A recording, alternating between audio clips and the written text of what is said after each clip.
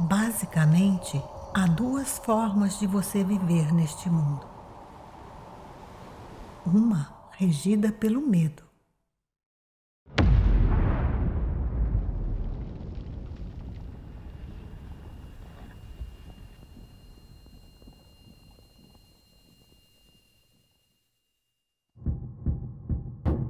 E a outra regida pelo amor.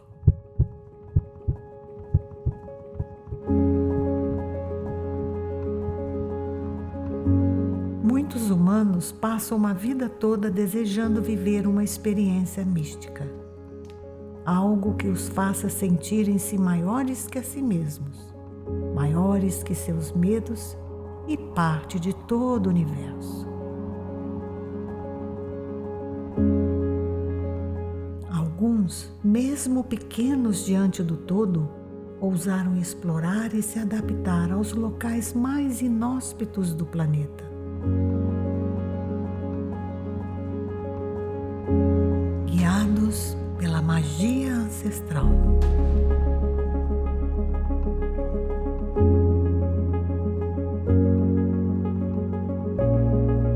Na maioria das noites eu me guardo para aqueles que se dispuserem a desvendar os meus segredos.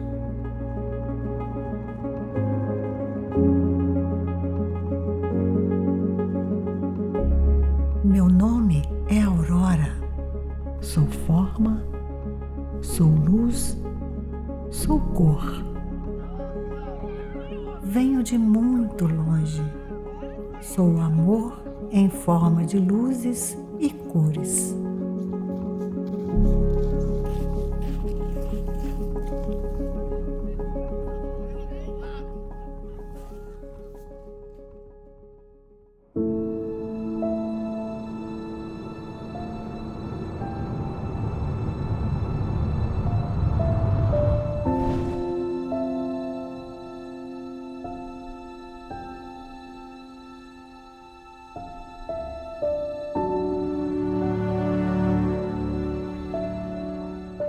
Eu sou astrônomo, astrofísico. Estou atualmente com 90 anos e acabei com outros cientistas brasileiros trabalhando no projeto Apollo que lançou o Homem à Lua. Então sou um cientista da área de ciências espaciais. Efetuei 81 mil medidas de estrelas variáveis, descobri 28 estrelas variáveis e depois criei, fundei e construí o Observatório Astronômico do Colégio Estadual do Paraná e o Planetário do Colégio Estadual do Paraná. O universo é o espaço-tempo aparentemente infinito, cujas matéria e energia criam gigantescas células chamadas galáxias, as quais dão origem às estrelas e aos planetas.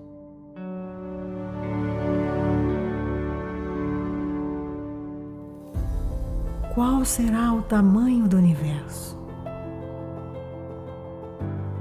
O universo é vasto e misterioso, onde bilhões e bilhões de galáxias estão em constante movimento. A Via Láctea é uma delas e é a mais importante, pois abriga o Sistema Solar.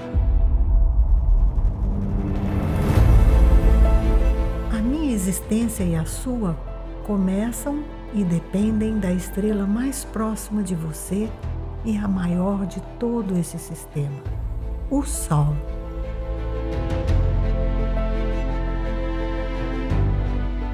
A massa do Sol é 333 mil vezes maior que a Terra.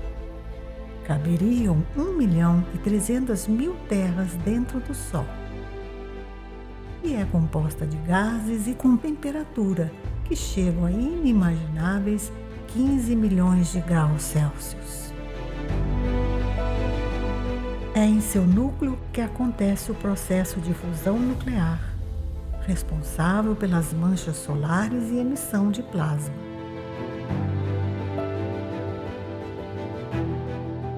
Do Sol vem a fonte primária de luz e calor, cuja radiação é fundamental para que você sobreviva e para a manutenção de todas as formas de vida no planeta Terra.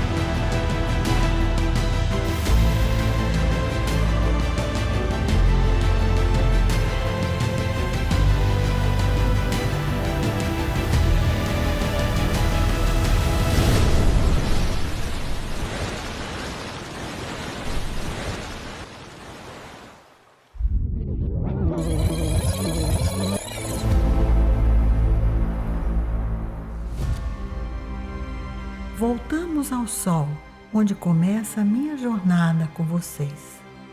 A partir da emissão de massas coronais que são produzidas pelo rompimento de filamentos, explosões de manchas ou pelos buracos coronais na atmosfera solar, imensas quantidades de plasma são enviadas para fora do Sistema Solar. Elétrons, prótons e neutrinos viajam pelo espaço a velocidades incríveis. Essa é a matéria necessária para que eu exista. Depois de aproximadamente 8 horas, essa ejeção de massa coronal passa pela órbita do planeta Mercúrio, mais algumas horas pela órbita de Vênus, até finalmente chegar à Terra. Quando esses elementos se chocam com o campo magnético do planeta, ele atua como um escudo protetor, evitando uma colisão direta com a massa terrestre. Esse material é conduzido ao longo das linhas do campo magnético em direção aos polos, com parte dele sendo desviada para o espaço. No entanto, um certo volume se acumula do lado oposto ao Sol e fica represado e acumulado. Esse acúmulo continua até que em determinado momento ocorre uma inversão do campo magnético interplanetário. Um portal se abre, permitindo a entrada de mais plasma no campo magnético, como se o campo ficasse saturado e transbordasse em direção à Terra. Esse plasma, então, rompe a última barreira do campo magnético, especialmente nas zonas polares, e entra em contato com os elementos da atmosfera, como oxigênio e nitrogênio, em forma de átomos e moléculas. Através de uma reação físico-química, uma enorme quantidade de energia é liberada na forma de fótons. Nas partes mais superiores, minhas cores são avermelhadas e azuladas. e conforme eu me aproximo da Terra, me transformo em tons de amarelo, verde e cor-de-rosa, além do branco.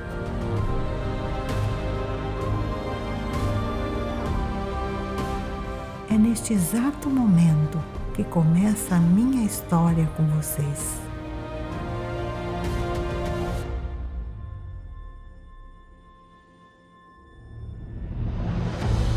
Com o avanço dos tempos, mais e mais pessoas querem me conhecer melhor.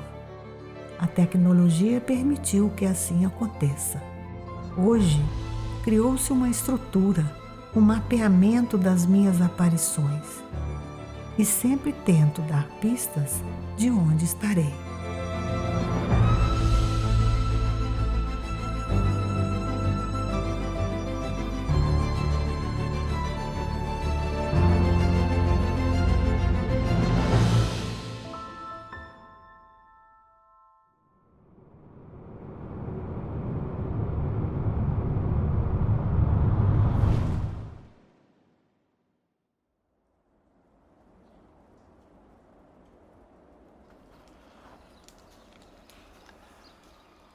Quando você vê a aurora boreal, assim, embaixo daquele espetáculo maravilhoso, você faz uma rebobina a sua vida, passa um filme, você vai buscar sentimentos que às vezes estão lá dentro de você e você nem sabe. E quando eu vi pela primeira vez, mudou o sentido. Eu tinha alguns sonhos e esses sonhos foram modificados a partir do momento que eu tive mais contato com a aurora e com o sonho das pessoas de ver a aurora boreal.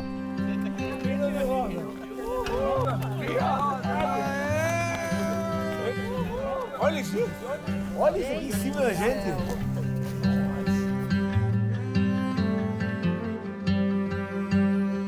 Muito lindo! Olha isso! Olha Tô feliz! Muito feliz! Uau! Olha isso, você não tá vendo? Sou a dama da noite, presente desde a formação da Terra e do seu campo magnético. Ao longo dos milênios, inspirei os seres humanos a criar histórias e mitos sobre mim, enriquecidos por tradições, culturas, crenças religiosas e misticismo. Convivo com a humanidade desde sempre e ainda me surpreendo com o que falam sobre a minha existência. As primeiras representações sobre mim datam de mais de 30 mil anos, criadas pelos homens de Cro-Magnon, que habitavam as cavernas onde hoje é a França e a Espanha. Em várias civilizações mesoamericanas, como na cultura azteca, sou reverenciada como a divindade da serpente emplumada.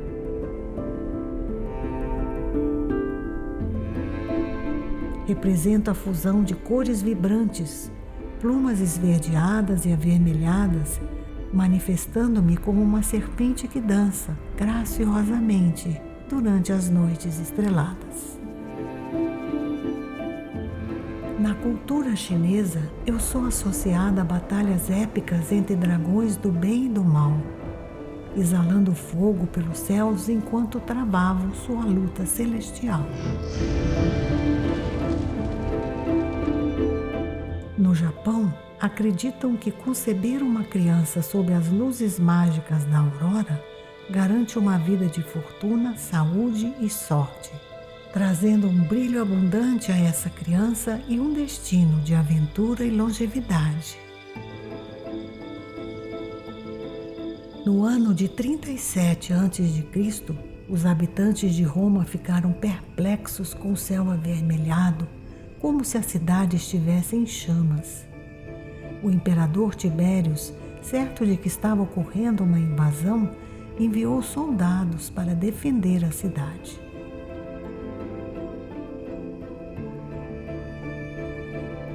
Não só os mais antigos se equivocaram ao tentar me entender. Alguns nativos americanos acreditam que eu sou os espíritos das pessoas amadas que partiram e que voltaram para fazer contato.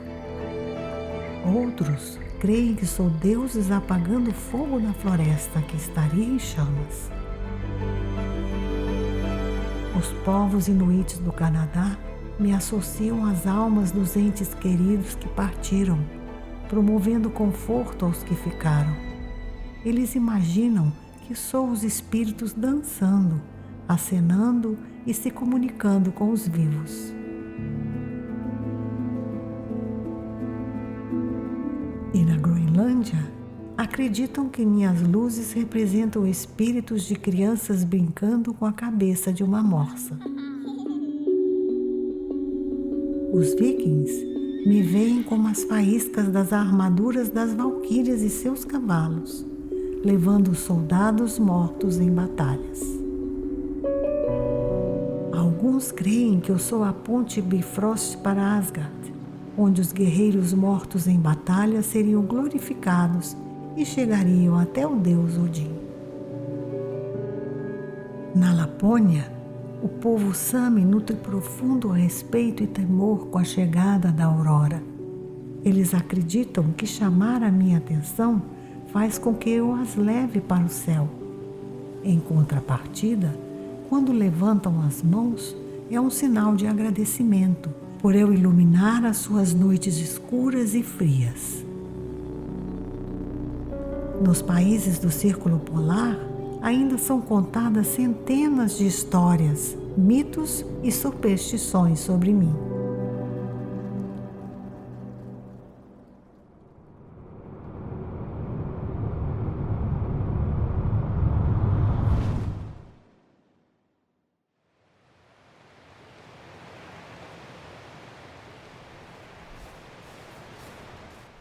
O poder que a Aurora teve sobre os humanos, eu acho que foi muito grande. A gente não entendeu ainda tudo isso. O poder de uma Aurora ser vista um dia antes de uma batalha.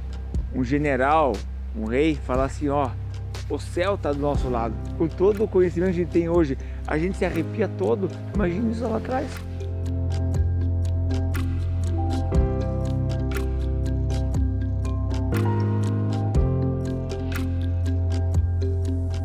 O que aquele fenômeno de cores tem para nos...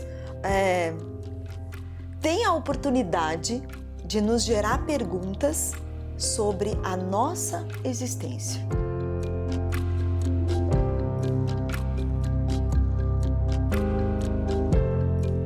Por que nós estudamos o universo? Porque nós queremos encontrar o nosso destino, Por isso que nós buscamos, sem cessar, pistas que nos conduzam à sua origem, à sua finalidade, para que ele foi criado, a sua forma, sua estrutura, se ele é infinito ou não, por que estamos aqui como civilização, se somos exclusivos ou se o compartilhamos com outras civilizações. O que eu estou fazendo aqui? Da onde eu vim? O que é aquele movimento no céu? Que seres são aqueles? Qual que é o significado de tudo aquilo? Como que aquilo se forma?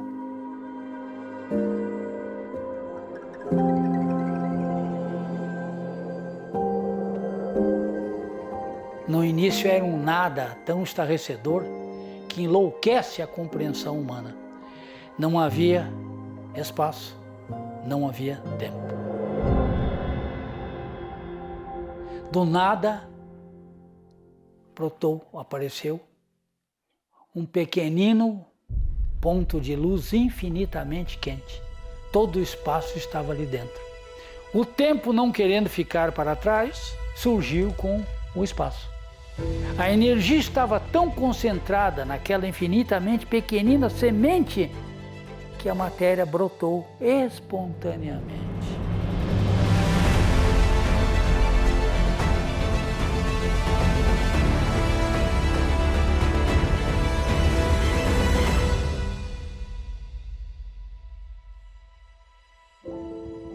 Esse universo é um grande quebra-cabeça e cada pecinha é indispensável. Está todo mundo conectado, é uma grande teia desse universo espetacular.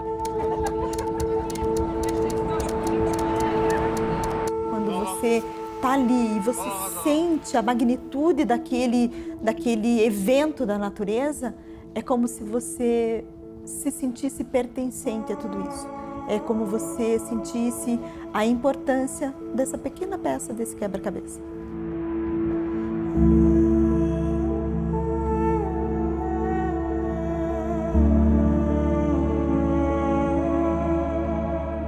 Você pode enxergar, você pode ver e você pode sentir. Eu acho que são níveis diferentes. Uau, que rosão! Olha!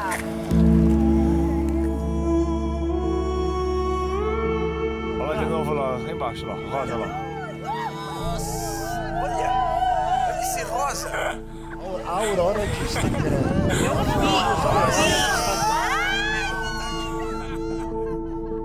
No desenvolvimento da humanidade, a primeira cor que a gente enxergou foi o magenta. E o verde, aquele verde virídeo, que é aquele verdinho que aparece na aurora, é a última cor na frente da luz. Então, quando a gente estuda luz e escuridão, o início era uma escuridão e veio a luz da forma. Ela traz a forma. O movimento cria as cores.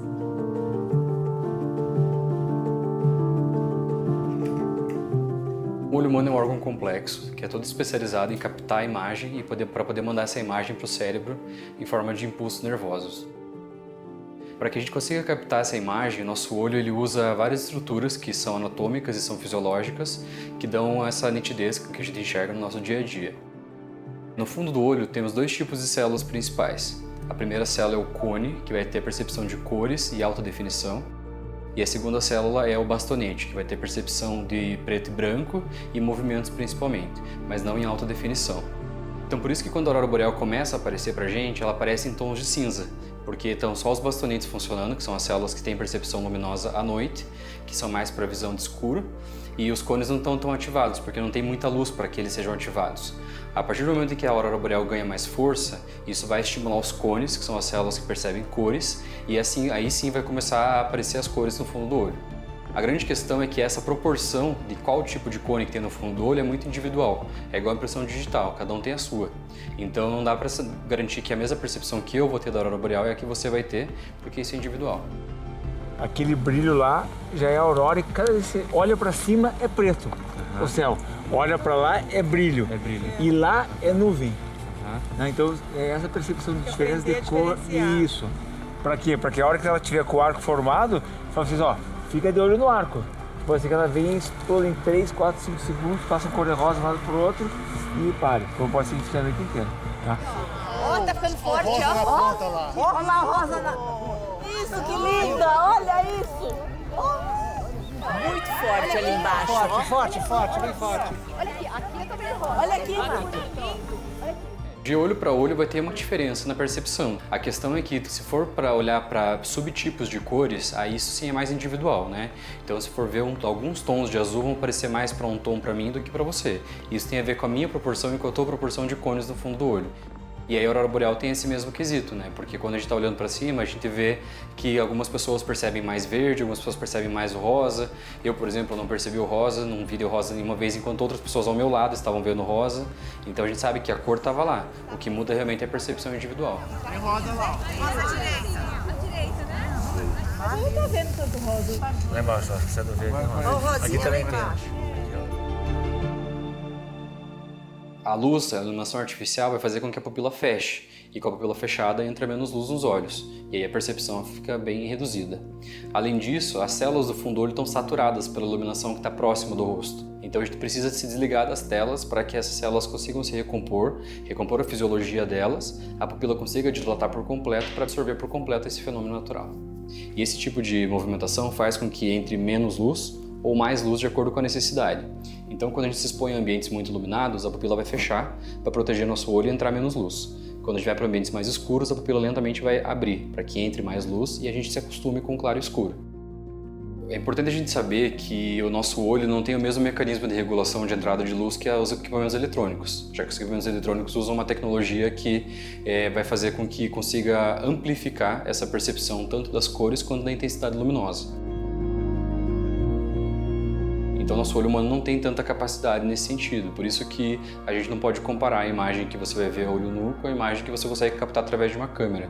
Porque tanto a entrada da luz na câmera quanto a interpretação dessa luz feita pelos softwares dos celulares é diferente do que a gente faz no nosso olho humano. É engraçado porque eu não sou fotógrafo. Eu não tenho aquela paixão pela fotografia como as pessoas imaginam. Eu tenho paixão pela aurora boreal. E para eu registrar ela, para mostrar para as outras pessoas, eu preciso fotografar. Então a fotografia, ela faz parte da caçada.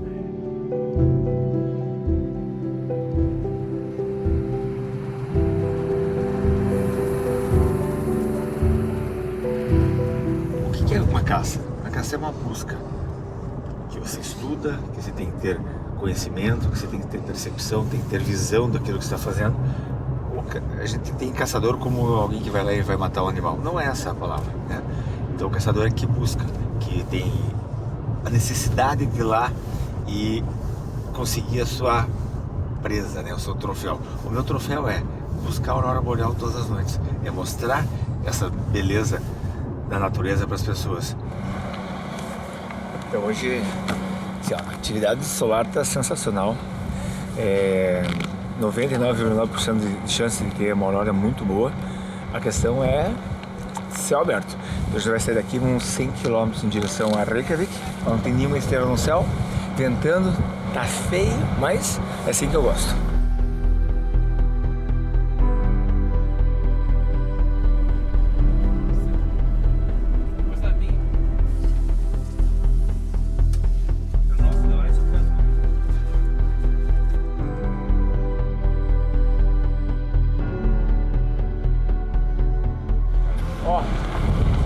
Tá em cima da cabeça aqui, ó. Agora é um pouquinho de paciência para ela abrir aqui em cima do tempo, senão a gente vai procurar um lugar melhor. Faz parte da caçada, vamos embora que vai dar certo. E essa experiência de não saber onde está indo, mas confiar nele, é maravilhosa, né? Você tá sabendo o que você tá fazendo, né, Marcos?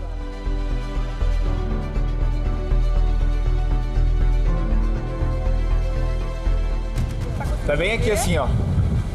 Consegue ver? É que eu vejo a forma dela, né? Nossa senhora! Olha essa rajada, olha lá, aqui, ó. É isso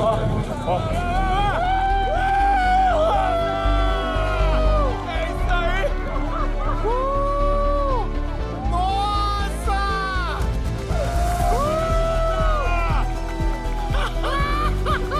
O Marco chegou pra mim. Olhou, tava começando nada lá em cima, ó, 15, 17 minutos no máximo, você vai ver o que vai acontecer aqui. Não deu 10, tava tudo verde no céu.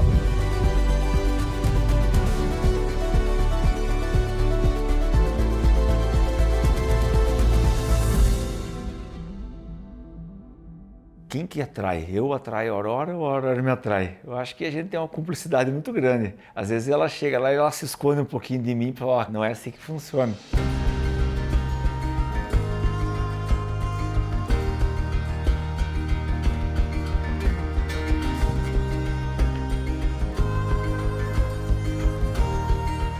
Eu brinco muito com uma relação de conquista amorosa, né? Então, às vezes, você tem que... Ela faz isso comigo. Às vezes, ela manda uma nuvem tampar, mas é isso. A dificuldade também causa a emoção. Talvez eu morar 15 mil quilômetros da aurora me traz ainda muito mais vontade de ver ela da maneira que eu faço. Não sou eu que me escondo. Eu queria aparecer todas as noites belíssima e radiante para vocês. Mas isso não depende apenas da minha vontade. Às vezes, o campo magnético, as nuvens e outros fatores atrapalham nosso encontro. Paciência e atenção são importantes, pois a qualquer momento posso aparecer e silenciosamente bater em suas portas. Não sei ao certo onde aparecerei.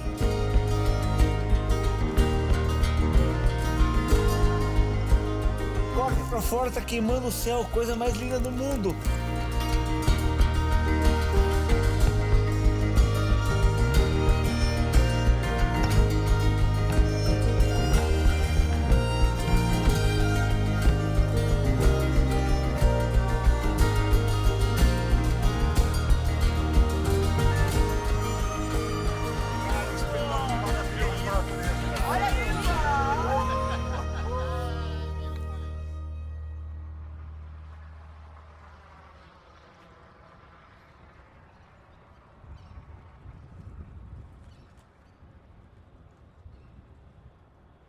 Foi aqui nesse local que ontem a gente presenciou aquela aurora primeiramente delicada por cima dos fiordes, por cima das montanhas, depois o reflexo dela aqui na água, depois aquela dança frenética aqui em cima. Ela foi para o sul, se distanciando da gente, voltou, deu aquele adeus todo e foi dormir depois da gente, porque ela continuou até no quarto, eu consegui ver um pouquinho dela se despedindo. Você pode ter a impressão de que para ver a aurora boreal precisa sair loucamente de um lado para o outro. Às vezes a gente tem que andar 400 km na noite para achar uma brecha, para achar o melhor lugar, e às vezes sentadinho na varanda de um lugar lindo como esse, a gente tem a possibilidade de ver lá dançando aí pra gente.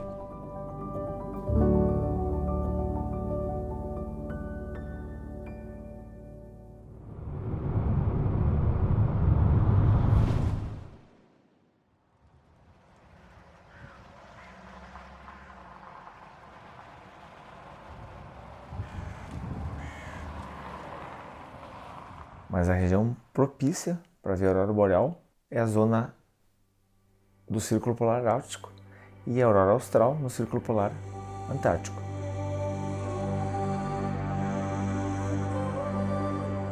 Por que a boreal é mais fácil de ver? Porque a gente tem terra, a gente tem estrutura. Na Antártida a gente não tem.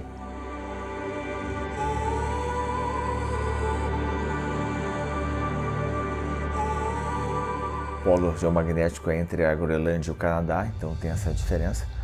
Mas em todos os lugares a chance é a mesma na zona auroral.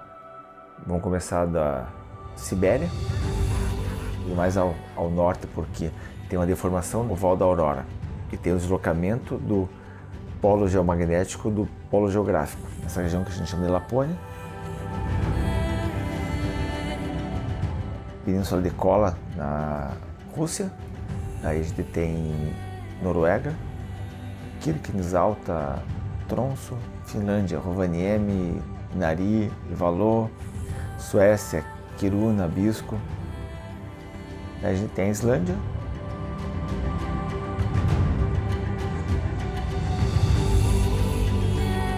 Groenlândia, praticamente toda a extensão do Canadá e Estados Unidos no Alasca. A costa norte da Europa continental com o Báltico, você consegue ver a aurora também.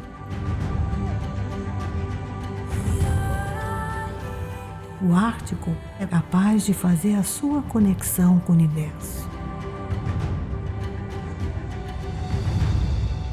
É preciso descobrir como alcançá-lo, aprender o caminho até lá. Alguns podem não perceber a sua importância. Outros vão dedicar a vida para encontrar esse lugar primitivo, conectado, iluminado, onde poucos conseguirão compartilhar essa energia com você. Lá eu estarei.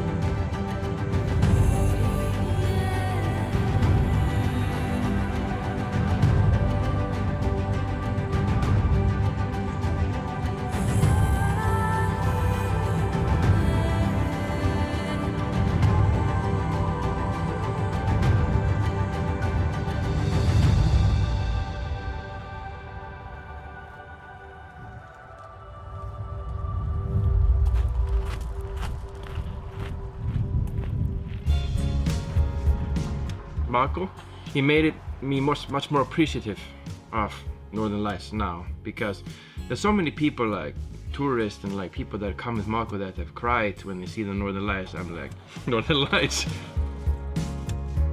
Like for me, like it's always been there, but for people like that come from Brazil, the southern sides, of the continent, they've never seen anything so beautiful. It's a new experience because usually I'm just a driver, but since I'm a local and I have some certain expertise like regarding to weather forecast, because it's a saying in Iceland, all bus drivers are also meteorologists, because we have to know where the wind is coming from, how the position of the weather, if it's gonna be raining, then the road can be slippery. But now I've decided to help Marco with his expeditions because I've seen the passion he has for Northern Lights, and like I've never seen anyone love Northern Lights as much as Marco.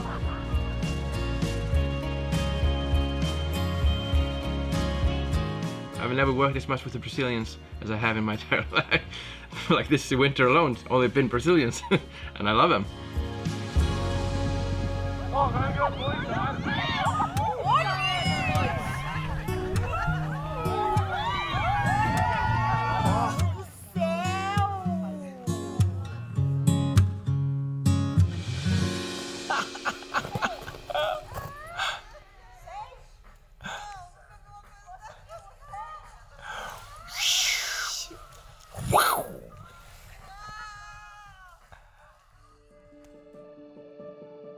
Aurora no Brasil só se for milagre.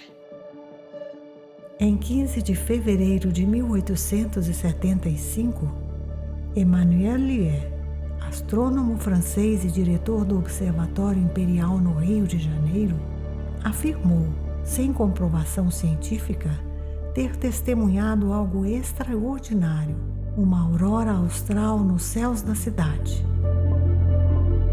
Às vezes, milagres acontecem, mas este é um dos segredos que guardarei para sempre.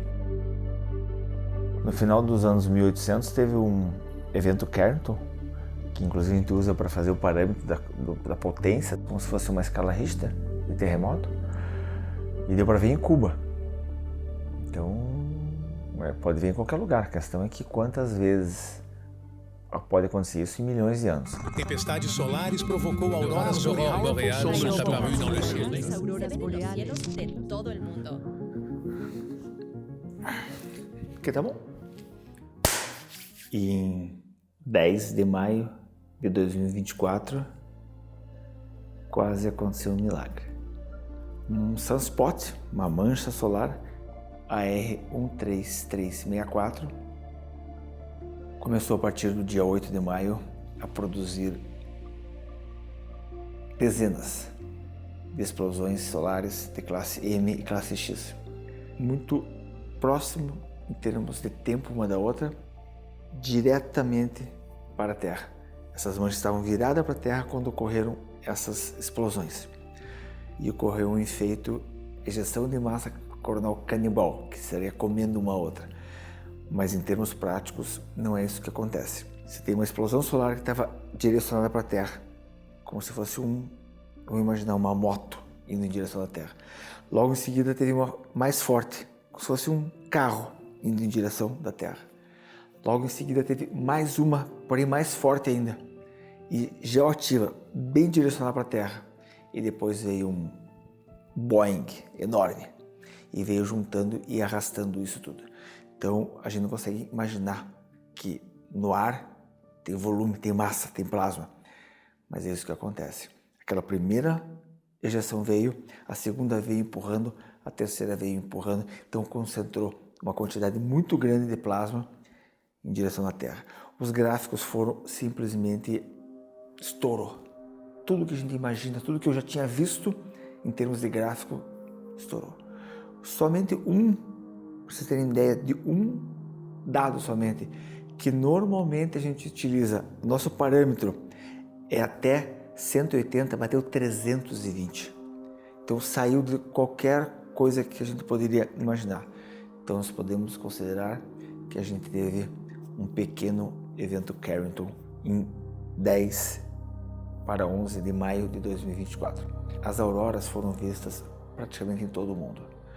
Registro de aurora, não de airglow, de aurora, na Índia, Mongólia, Itália, França, Portugal, Espanha, Ilhas Canárias e, por incrível que pareça, abaixo de Miami, na Flórida.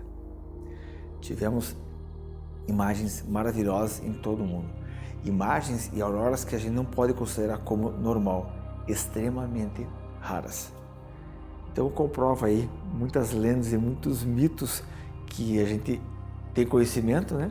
Japão, China, México, todos esses lugares que mitos relacionados com a aurora, a gente teve com esse evento do dia 10 a comprovação de que muita coisa que os nossos antepassados viram era a aurora boreal. E por que nós tivemos essa aurora incrível que deu para ver até na Argentina e no Uruguai? É o primeiro registro de fotografia que eu vejo de uma aurora austral na Argentina e no Uruguai. E por que ocorreu nessa época? Muito se fala do ciclo solar. É um pico de 11 anos que se estuda desde muito tempo, tem essa informação. Os primeiros pesquisadores de aurora sabiam disso, desse ciclo solar. E o que ocorre? Ocorre uma quantidade maior de manchas solares. Essas manchas, com a atividade, com as ligações que elas acontecem, podem produzir mais explosões solares. Essas explosões podem causar mais auroras. E essas auroras, quando acontecem, em função da quantidade de plasma que está ocorrendo, e todo esse balaio que acontece em função da aurora, as auroras elas são mais equatorizadas, elas vêm mais em direção do Equador. As auroras vão ser mais fortes no pico solar, não quer dizer, existe uma probabilidade de elas serem mais fortes, mas isso não se pode garantir, não se pode afirmar que em 2024, 2025 teremos as auroras mais lindas e mais fortes. Desde que eu acompanho as auroras, eu já peguei um ciclo total e a gente não vê diferença entre 2011, 2012, 2013, 14, 15, 16, 17, 18, assim por diante. Tem outros fatores que determinam essa beleza, essa força, essa magnitude da aurora.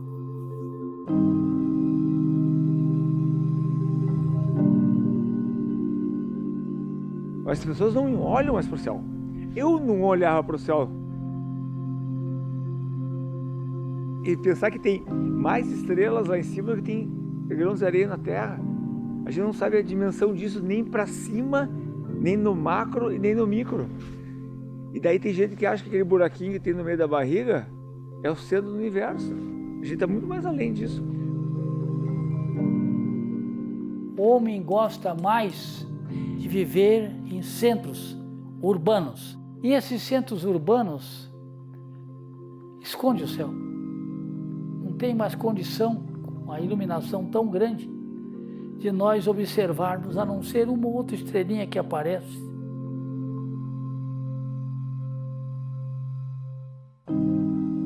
Pega uma pessoa que você gosta, pega o carro, 50 km da tua casa, olha para cima. Você não vai acreditar no que você está vendo. Não é porque a gente está no Ártico, né? Mas em qualquer lugar você pode ver isso, até fechando os olhos. Eu sonhei com a aurora já à noite. Eu estava gritando e chamando vocês para ver a aurora.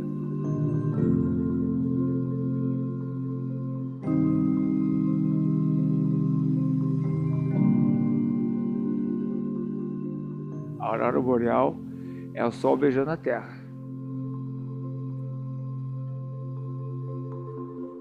Marco, eu sei que eu estou sempre presente nos seus sonhos. Você se lembra como foi e o que sentiu no nosso primeiro encontro? Quando eu te vi pela primeira vez, medo foi a primeira coisa que eu senti. Eu estava sozinho no meio dos fiordes da Noruega e quando eu virei para trás eu vi um monstro verde. Mas foi uma reação espontânea. Foi uma reação de uma paixão à primeira vista. E a partir daquele momento eu fui tocado pela tua beleza de uma forma que mudou completamente a minha vida e o meu destino. E depois de tantas noites, alguma coisa mudou? Eu acho que não mudou nada. Foram milhares de noites à tua procura. Percorrer as estradas do Ártico me deixa pleno. Eu entro num outro patamar. Eu sou fascinado por você. Você me nutre, me guia, me move, me ilumina. E eu fico muito feliz em poder ajudar as pessoas a estar cada vez mais próximo de você. Marco, this is so crazy. Oh my God, why does this happen every time you come here, dude?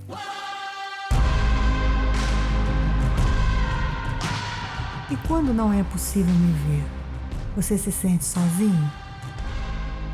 Eu sei que você sempre está comigo. E eu sei que você sempre estará comigo. Eu tenho um sentimento de elevação. Eu tenho uma conexão tão grande com você que eu me sinto voando ao teu encontro. Mesmo quando você não está tão forte ou escondida atrás das nuvens. Já te disse, eu não me escondo. Se dependesse de mim, eu apareceria em todos os lugares.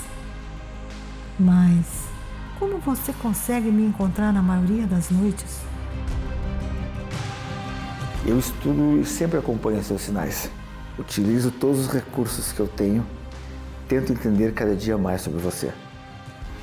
De alguma forma, você alimenta o meu amor e das pessoas que estão comigo.